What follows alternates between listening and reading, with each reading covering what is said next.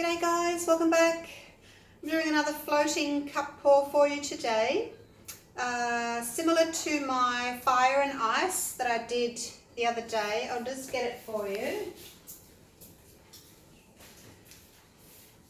I did it yesterday, so it's still wet. That's it there. And that was with my Floetrol. So 3 parts Floetrol to 1 part paint, I think it was. Did I write it on the back? No. Sometimes I do. So Floetrol. And I got all these cells and lacing, and I thought, wow, I wasn't really after that. It's beautiful anyway, but I said I'll try it with the glue mix and see how it's different. So I'm going to do that today. I'll just pop that away. Nice and safe. So I'm using my glue mix, 6 parts glue to 4 parts water. I have to make up some more. That's all gone. So in here I have got 4 parts of that pouring medium to 1 part paint. And I've got 100 grams of pouring medium to 25 grams of paint. So that's my 1 to 4. So lots of paint for my background, nice and thin. The paints I'm using today are Globals, and the mix for the little mini flip cups is 3 to 1. So 3 parts of the pouring medium to 1 part paint. So a little bit thicker, not much, just a touch. So cover that and then bring the paint out to the edges.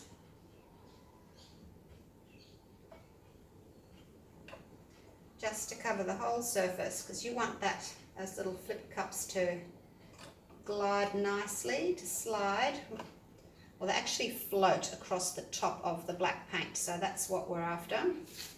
And you need your mix to be thin enough so that it will slide easily. If it's too thick, it kind of is globby and doesn't want to slide and just sort of sits there saying, no, I'm not doing it. It refuses to. So let's just move this around, make sure everything's covered.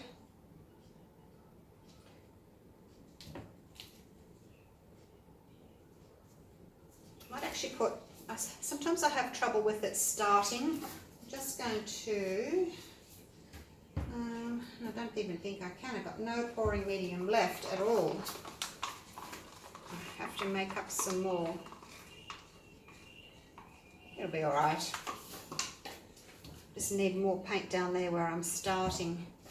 Now I'm just going to torch very lightly to get these bubbles out.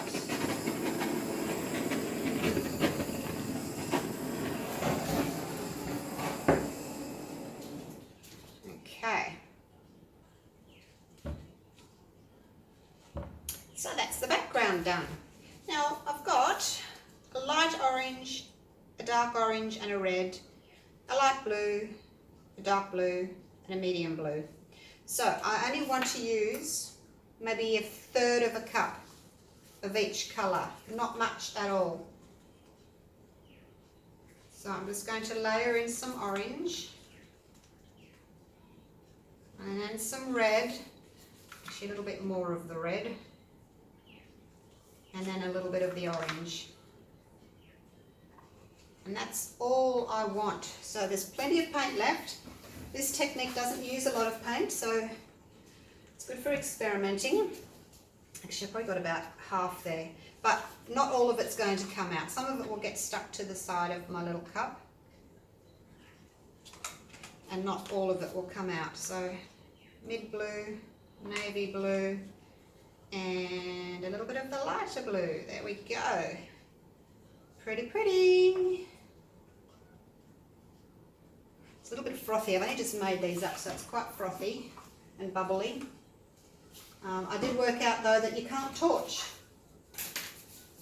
Well, you can torch, but if you torch Elmer's glue and water, you'll get cells. Learnt that the hard way. Okay, now I'm not going to press down on them, let them sit there for a minute. So I've got my orange, warm red, cool red, and then I've got peacock, which is a very light turquoise. I've got my navy called Deep Space, and I've got cool blue. So those are my colours. And I've got my big push pin ready to go. It's the one that I use under my canvases, and I'm going to use that to poke the hole in the bottom.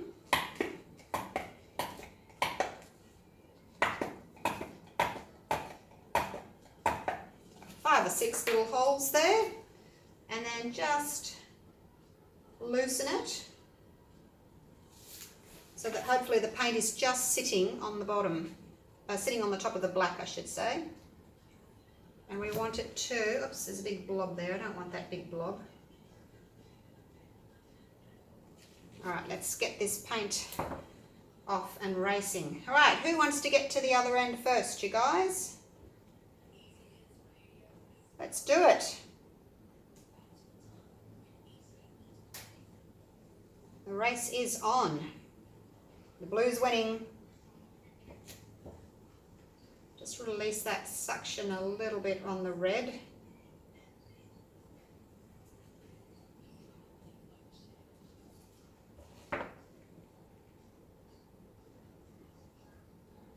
Help it along just a touch.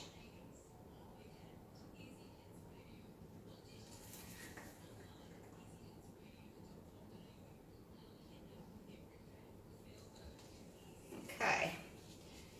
Now let's come back down this way because I want the wispiness up there. I want to keep that. So we need to really try and cover in some of this area down the bottom first. So we'll just sort of zigzag it along as it goes down. Try and get some nice shapes happening. No right or wrong to this, just whatever you want to do.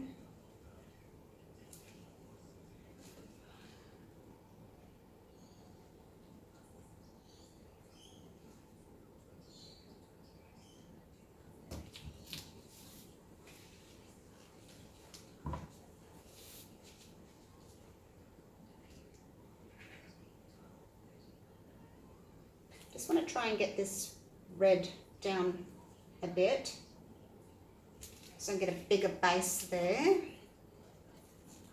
Sorry if you can't see what I'm doing. I'll turn it around.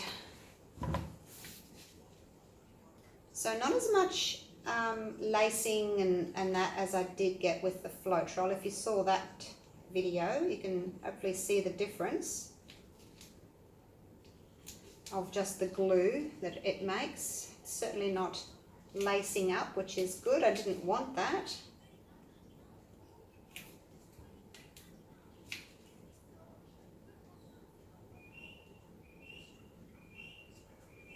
There we go. What are we thinking of that, you guys? Nice and wispy and feathery.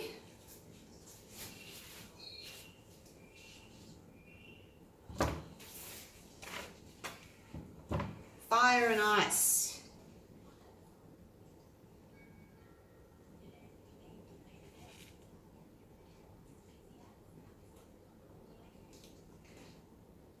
Just getting some of the black off the corner there.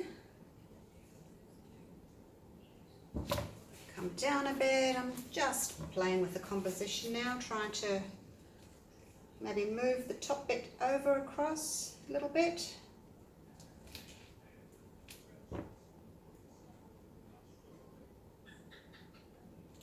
Okay, I think I like that like that. I think I'll leave that. Pretty, pretty. Well, I certainly got the wispiness that I wanted.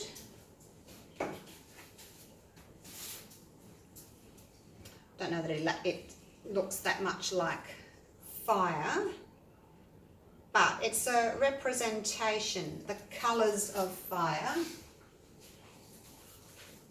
against the coolness of the blues. And I like how I've got the blue on the edge there. That's turned out really pretty. Let's just see if we can take it over a little bit to the middle. Oops, it's starting to bend up there. All right, I think that's enough. I don't want to fiddle too much with it. I'm happy with that, really like it. And I'm not going to torch. If you torch, it'll sell up like crazy. I know, it shouldn't, but it does. So I don't know what the Elmer's glue all's got in it. What have you guys done? Put something in your glue. So yeah, it sells up. I mean, you can see there's a few little cells, there's a bit of lacing, but nothing as this one. Show you this one again. Maybe you prefer this. Do you prefer the lacing and the cells from the Floetrol? Or do you prefer the more wispy look from the glue? What do you think? Let me know. Floetrol? Glue. Alright, put that back again. And I'll take you in for a close-up. See what you think.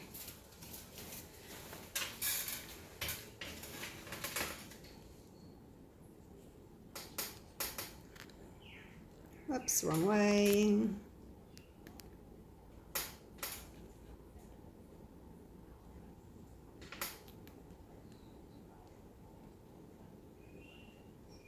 Oops, that's too dark. I'm trying to get it to be the same colour as what I can see it. There, that is correct. Because it's a little bit different when you're looking through a monitor or a screen, a TV or a phone screen. Sometimes the colours can look a little bit different. But that's it. Hope you enjoyed that video. Have a little go at a floating cup pour.